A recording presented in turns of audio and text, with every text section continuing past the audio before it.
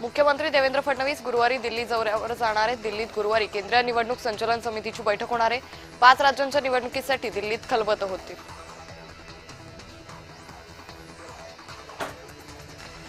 महाड पंचायत समितीवर शिवसेनेच्या प्रेरणा सावंत यांची सभापतीपदी निवड झाली आहे, तर उपसभापतीपदी सुरेश महाडिक यांची निवड झाली।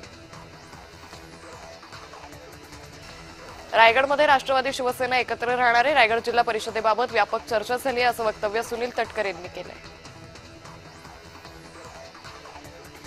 महाराष्ट्राची अर्थव्यवस्था जगातील 30वी अर्थव्यवस्था आहे। थायलंड, व्हिएतनाम, सिंगापूरला महाराष्ट्र मागे टाकणार आहे, असं वक्तव्य मुख्यमंत्री फडणवीसांनी केलं।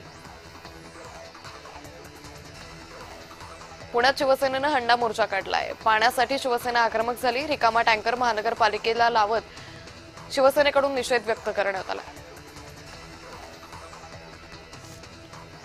ठाणे महानगरपालिका हद्दीतील पाणी टंचाई विरोधात पवार गटानं नगरसेवक अभिजित पवार यांनी महापालिका मुख्यालयात आंघोळ केली।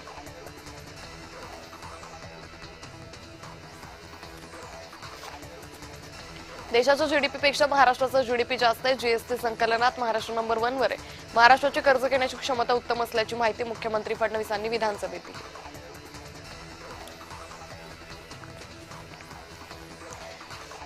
एकनाथ खडसे यांच्या विरुद्ध एसआयटी नेमणारे असे आदेश महसूल मंत्री चंद्रशेखर बावनकुळे यांनी दिले। या प्रकरणी एसआयटी कडून संपूर्ण चौकशी करू असंही बावनकुळे म्हणाले।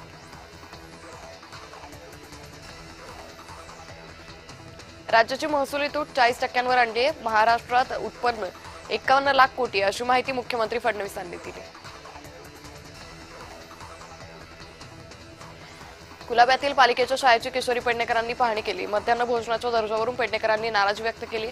शाळा प्रशासनाला आणि शिक्षकांना चांगलंच धारेवर धरलं।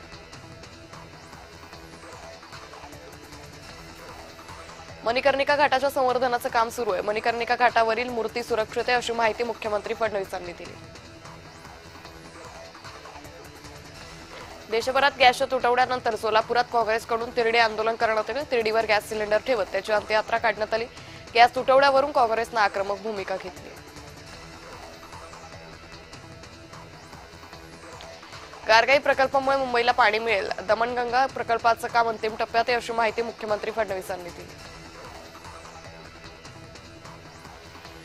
गॅस तुटवड्यावरून संजय राऊतांनी सरकारला टोला लगावला। मोदींना आता नाल्यातून गॅस काढून द्यावा असं म्हणत संजय राऊतांनी मोदींवर टीका केली।